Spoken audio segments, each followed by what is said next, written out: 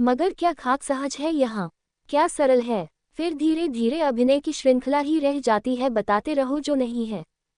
भीतर निर्धन रहो, नाहर धन दिखलाते रहो, भीतर अज्ञानी रहो, बाहर ज्ञान दिखलाते रहो। नीतर संताप और बाहर दिखलाते रहो कि सब ठीक है, तुम बड़े प्रसन्न हो। ऐसा ये जगत अभिनय से भरा है, और इससे बड़ा खतरा होता है। कम से कम छोटे बच्चों को तो बड़ा धोखा हो जाता है। बच्चों को ही पोखा होता है, फिर बच्चे बड़े उम्र के भी हुए तो भी कुछ फर्क नहीं पड़ता। बच्चों को ही धोखा होता है, धोखा ही बच्चों को हो सकता है।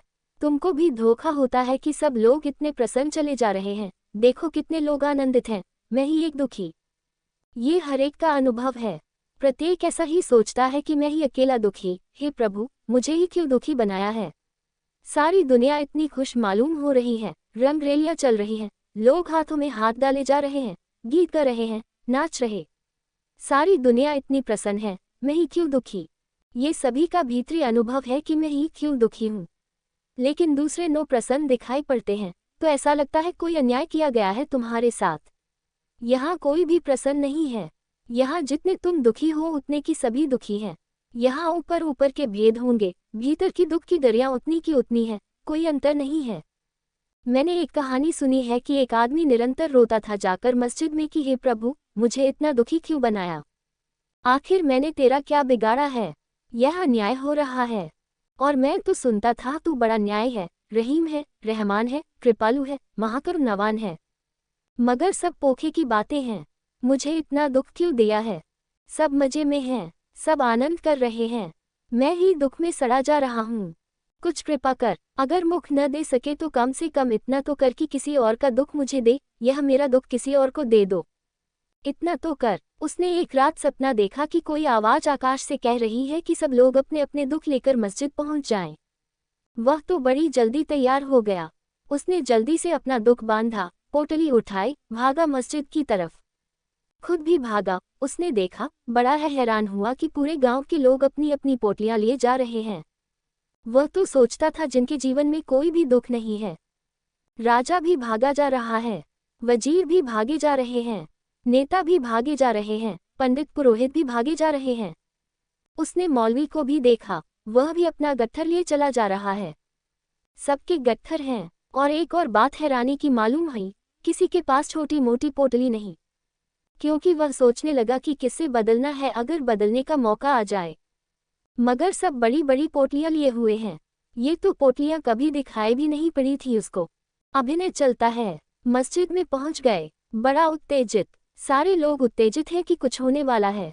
और फिर एक आवाज हुई कि सब लोग मस्जिद की खूंटियों पर अपनी अपनी पोटलियां टांग दें।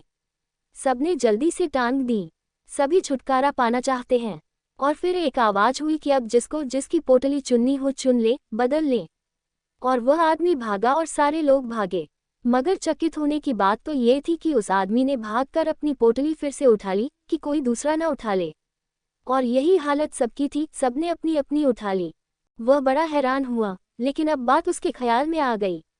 उसने अपनी क्यों उठाए, सोचा कि अपने दुख कम से कम परिचित तो हैं। दूसरे का बड़ा पोटला है और पता नहीं इसके भीतर क्या हो। अपने दुख कम से कम जाने माने तो हैं, उनके साथ जीते तो रहे हैं जिंदगी भर, धीरे धीरे अभ्यस्त भी हो गए हैं। और अब धीरे धीरे उतना उनसे दुख भी नहीं होता। कांटा गड़ता ही रहा हो, गड़ता ही रहा हो, गड़ता रहा हो तो धीरे धीरे चमड़ी भी मजबूत हो जाती है। उस जगह कांटा गिरते गिरते गिरते फिर चमड़ी में उतना दर्द भी नहीं होता। सिर दर्द जिंदगी भर होता ही रहा तो धीरे धीरे आदमी भूल ही जाता है। सिर दर्द और सिर में कोई फर्क ही नहीं रह जाता, एक अभ्यास हो जाता है। और तब उसे समझ में आया कि सबने अपने अपने उठा लिए। सब डर गए हैं कि कहीं दूसरे का न उठाना पड़े, पता नहीं दूसरे की अपरिचित पोटली भीतर कौन से सांप बिच्छू समाये हों। प्रत्येक ने अपनी अपनी पोटलियां उठा ली और सब बड़े खुश हैं कि अपनी पोटली वापस मिल गई। और सब अपने घर की तरफ भागे जा रहे हैं। सुबह जब उसकी नींद खुली तब उसे सच्चाई समझ में आई, ऐसा ही है। यहाँ सब दुखी हैं, मगर एक अभिनय चल रहा है। इस अभिनय से जो जाग गया उसके जीवन में ही संन्यास का जन्म होता है। अभिनय से जाग जाना संन्यास है। मुझसे लोग पूछते हैं, आपके संन्यास की परिभाषा क्या? मैं कहता हूँ, अभिनय से जाग जाना संन्यास है। अब और अभिनय न करेंगे, अब और धोखा न देंगे, अब जीवन की सच्चाइयाँ परखेंगे। उन्हीं परखों से धीरे धीरे तुम परम सत्य की तरफ संलग्न हो जाते हो। ज्यों ज्यों सूखे ताल है, त्यों त्यों मीन मलिन। वसंत बीतने लगा, अब तालाब सूखने लगा, जीवन का तालाब। समय की धारा धीरे धीरे सूखने लगी, आदमी बूढ़ा होने लगा। ज्यों ज्यों सूखे ताल है, त्यों त्यों मीन मलिन। स्वभावतः वह जो मछली उस सागर के पानी में रहती थी, तालाब में रहती थी, अब तालाब तो सूखने लगा, वह मछली बड़ी दुखी होने लगी। इसलिए बूढ़ा आदमी दुखी होने लगता है। तुम किसी बच्चे को शायद ही दुखी पाओ, तुम किसी बूढ़े को शायद ही सुखी पाओ। अगर बच्चा दुखी मिल जाए तो समझना कि पिछले जन्मों की कमाई है, और अगर बूढ़ा सुखी मिल जाए तो समझना इस जन्म की कमाई है। नहीं तो बच्चे सुखी होते हैं क्योंकि बेहोश है, होश नहीं अभी तो दुख का पता क्या। अभी सीखा नहीं, अभी जीवन का कोई अनुभव नहीं, अभी जिंदगी के बाजार में गए नहीं, लुटे नहीं। अभी लुटेरे तैयारी कर रहे हैं, वे भी तैयार हो रहे हैं कि लुटने की तैयारी हो जाए। और बूढ़े को तुम दुखी ही पाओगे क्योंकि लूट गया, बाजार में लूट लिया गया, कुछ नहीं बचा हाथ में। अगर बूढ़ा प्रसन्न मिल जाए, आनंदित मिल जाए तो समझना संत है, और बच्चा अगर दुखी मिल जाए तो समझना कि संत है। क्योंकि बच्चे के दुख का एक ही मतलब हो सकता है कि पिछले जन्मों का अनुभव नहीं भूला, और बूढ़े के सुख का एक ही मतलब हो सकता है कि परमात्मा से संबंध जुड़ गया। ज्यों ज्यों सूखे ताल है, त्यों त्यों मीन मलिन। मछली बड़ी दुखी हो रही है, तालाब सूखने लगा, त्यों त्यों मीन मलिन। जेठ में सूख्यो पानी, और वह मौत आने लगी ज्येष्ठ जैसी। ज्येष्ठ का महीना आने लगा, घबराहट बढ़ने लगी, तालाब का जल उड़ने लगा, वाष्पीभूत होने लगा। अभी था, रोज रोज नहीं होने लगा। ऐसे ही तो उम्र एक दिन उड़ जाती है, पता भी नहीं चलता कब हाथ से निकल गई। त्यों त्यों मीन मलिन। जेठ में सूख्यो पानी, तीनों पन गए बीती, भजन का मरम न जानी। बचपन बीता, जवानी बीती, अब यह बुढ़ापा भी बीतने लगा, या आखिरी जल की धार भी उड़ने लगी। अब मीन के मरने का क्षण आने लगा। तीनों पन गए बीती, भजन का मरम न जानी।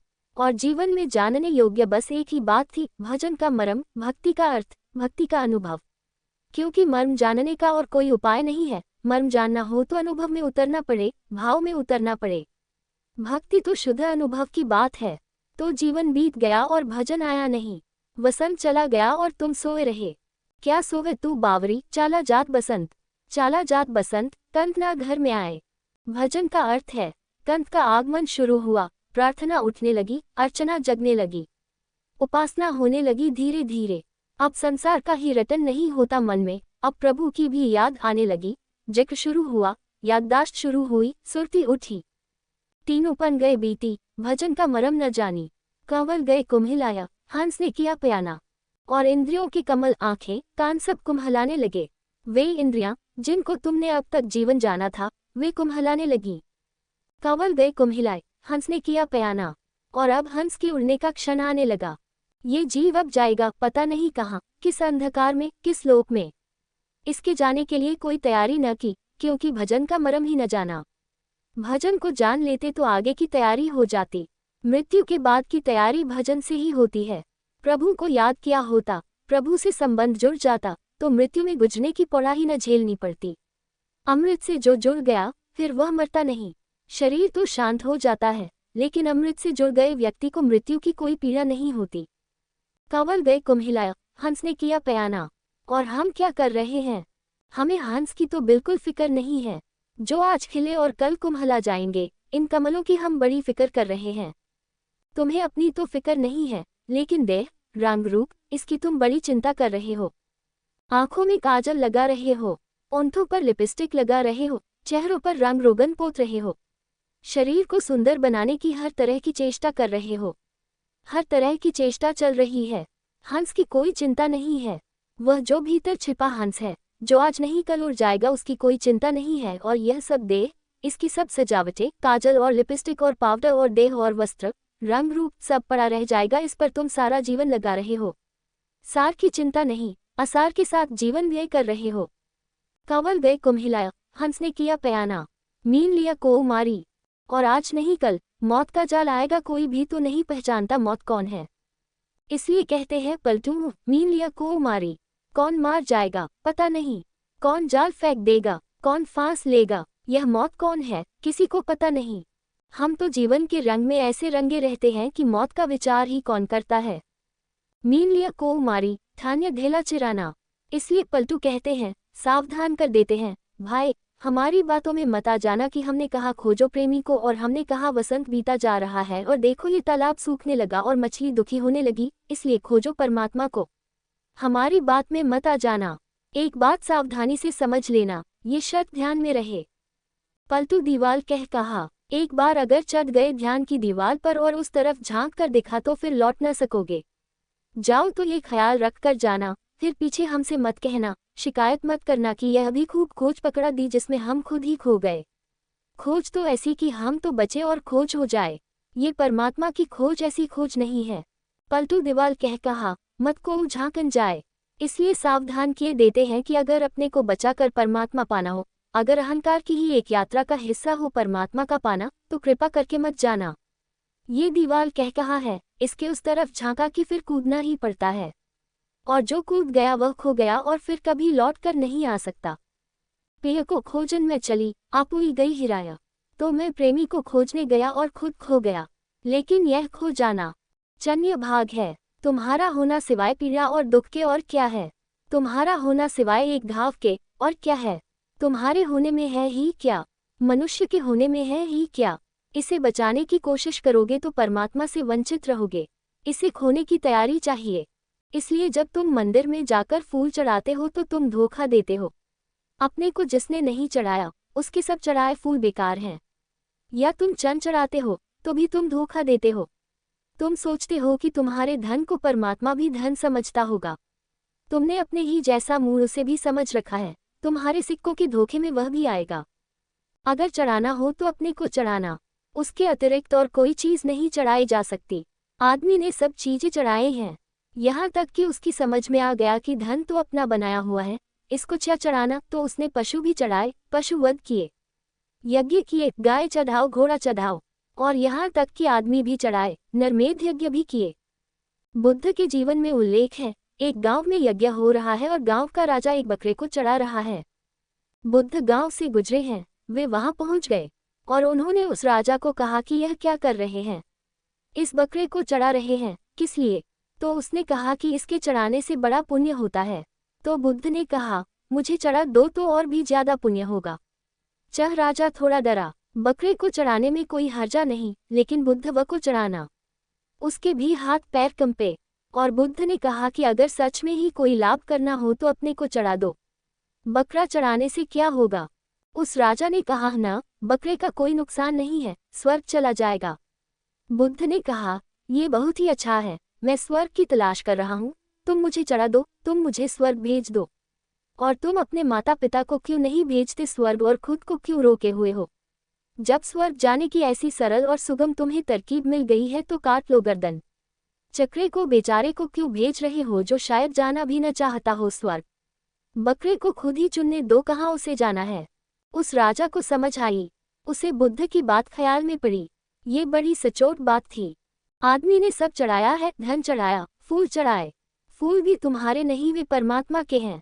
वृक्षों पर चढ़े ही हुए थे, वृक्षों पर परमात्मा के चरणों में ही चढ़े थे, वृक्षों के ऊपर से उनको परमात्मा की यात्रा हो ही रही थी। वही तो जा रही थी वह सुगंध, और कहाँ जाती? तुमने उनको वृक्षों से तोड़कर मुर्दा कर लिया और फिर मुर्दा फूलों को जाकर मंदिर में चढ़ाए और समझे कि बड़ा काम कराए। कभी धूप दीप जलाए, कि कभी जानवर चढ़ाए, कि कभी आदमी भी चढ़ा दिए। अपने को कब चढ़ाओगे? और जो अपने को चढ़ाता है वही उसे पाता है। इसलिए पलटू ठीक कहते हैं। पलटू दीवाल कह कहा, मत को झांकन जाए। पहले सावधान कर देते हैं, अगर जाना हो तो ये बात समझ कर जाना कि ये दीवाल कह कहा है, जो गया वह लौटा नहीं, जो गया वह खोया। कबीर ने कहा है कि खोजने चला था, खुद खो गया। ऐसे खो गया जैसे बूंद सागर में खो जाती है, ऐसे खो गया जैसे कि सागर बूंद में खो जाता है। मगर यह खो जाना नहीं है, तुम्हारा होना असली खो जाना है, और तुम्हारा खो जाना तुम्हारा असली होना है। क्योंकि जिस दिन सरिता सागर में उतर जाती है, एक तरफ से तो सच है बात की सरिता खो गई, दूसरी तरफ भी देखो सरिता सागर हो गई। शुद्ध से छूटी, विराट से जुड़ी, ना कुछ से छूटी, सब कुछ से जुड़ी। किनारे गए जरूर, लेकिन अनंत का किनारा मिला। पलटू के इन वचनों को धीरे धीरे पीना, ये शराब जैसे वचन है, इनको पीना, रस ले लेकर पीना, चुस्की ले लेकर पीना, एक एक वचन तुम्हें तरंगित करेगा, एक एक वचन तुम्हें हिलाएगा, डुलाएगा। तुम्हारे भीतर सोई हुई ऊर्जा धीरे धीरे नृत्य मग्न हो उठेगी। और तुम्हारे भीतर क्या क्या नहीं छिपा है, लेकिन तुम तो बाहर खोजते हो, इसलिए भीतर का पता नहीं चलता है। और तुम्हारे भीतर क्या क्या नहीं छिपा है, तुम्हारे भीतर पूरा परमात्मा बैठा है, लेकिन तुम उसे छोड़कर और सब जगह भागे जाते हो। लौटो घर, क्या सोवे तू बावरी, चाला जात बसंत। चाला जात बसंत, कंतना घर में आए। दृग जीवन है तोड़, कंत बिन दिवस गनवाए। कापर कराए सिंगार, फूल की सेज बिछावे। पलटू ऋतु भरी खेली ले, फिर पछतावे अंत। गर्भ गुमानी नारी फिरे, जोवन की माती। खसम रहा है रूठी, नहीं तू पठवे पाती। लगई न तेरो चित, कंत को नहीं मनावे। क्या सोवे तू बावरी, चाला जात बसंत। जागते क्यों नहीं, सोने में ऐसा क्या मिल रहा है। सपने मिल रहे हैं, सुखद दुखद सपनों का जाल चल रहा है। जागने से डरते क्यों हो, जागने से डर का कारण है, जागे की मिटे। पलटू दीवाल कह कहा, जागे की मिटे, होश आया कि गए। जब तक बेहाशी है तब तक बने रहो, तब तक अभिनय चलेगा, तब तक ये नाटक चलेगा। जैसे ही जरा होश की किरण आई कि नाटक बंद हुआ, उससे डरे हुए हो। मगर तुम कितने ही डरे रहो, मौत आती है, मौत आ रही है। ज्यों ज्यों सूखे ताल है, त्यों त्यों मीन मलीन। त्यों त्यों मीन मलीन, जेठ में सूख्यो पानी। तीनों पन गए बीती, भजन का मरम न जानी। कंवल गए कुम्हिलाया, हंस ने किया प्याना। मीन लिया को मारी, ठान्य धेला चिराना। ऐसी मानुष देह वृथा में जात अनारी। भूला कौल करार, आपसे काम बिगारी। पलटू बरस और मास दिन, पहर घड़ी पल छीन। ज्यों ज्यों सूखे ताल है, त्यों त्यों मीनन मलीन। रोज रोज तुम्हारा तालाब सूखता जा रहा है। तुम्हारे प्राणों की मछली रोज रोज उदास होती जा रही है, मलान होती जा रही, परेशान होती जा रही। मौत की छाया पड़ने लगी, पहले दिन से ही पड़ने लगती है। बच्चा पैदा हुआ कि मरने लगता है, एक दिन का बड़ा हुआ यानी एक दिन मर गया। पहली श्वास ली कि उसी के साथ अंतिम श्वास प्रविष्ट हो गई। अब मामला चला चली का है, अब गए कि तब गए।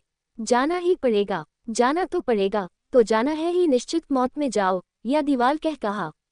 दो उपाय है जाने के, या तो मौत के जाल में फंसोगे, परवश खींचे जाओगे, फिर जीवन में फेंके जाओगे। एक दूसरी राह भी है, समाधि की, संन्यास की। एक दूसरा उपाय भी है, खुद ही कूद जाओ परमात्मा में। इसके पहले कि मौत मारे, खुद मर जाओ। और जो खुद मर गया, स्वांतः सुखाय मर गया, उसके जीवन में अमृत का वास आ जाता है। पेय को खोजन में चली, आपुई गई हिराया। आपुई गई हिराया, कवन अब कहे संदेशा। जेकर पिय में ध्यान, भई वह पिय के भेषा। आगी माही जो पिरै, सो अग्नि हवै जावै। भंगी कीट को भेंट आपु सम लई बनावै। सरिता बहे कई गई, सिंध में रही समाई। शिव शक्ति के मिले, नहीं फिर शक्ति आई। पलटू दीवाल कह कहा, मत को झांकन जाए। पेय को खोजन में चली, आपुई गई हिराया। मैं भी तुमसे कहता हूँ कि जाओगे तो लौट न सकोगे, मगर जाओ। वही पलटू भी कह रहे हैं, जाओ, जरूर जाओ। मिटो, मिटने से बड़ा धन्य भाग नहीं है। स्वेच्छा से मिटो तो समाधि फल जाती है, स्वेच्छा से न मिटोगे तो मौत। अपने हाथ से विसर्जन करोगे तो समाधि। कोई आकर मछली को पकड़ कर ले जाएगा तो मृत्यु। तुम्हारे हाथ में है मृत्यु को समाधि बना लेना या समाधि के अवसर को खो देना और फिर मृत्यु में मरना। जो मृत्यु को समाधि बना लेता है वही सन्यासी है। जो मृत्यु को समाधि बना लेता है वही समझदार है। आज इतना ही।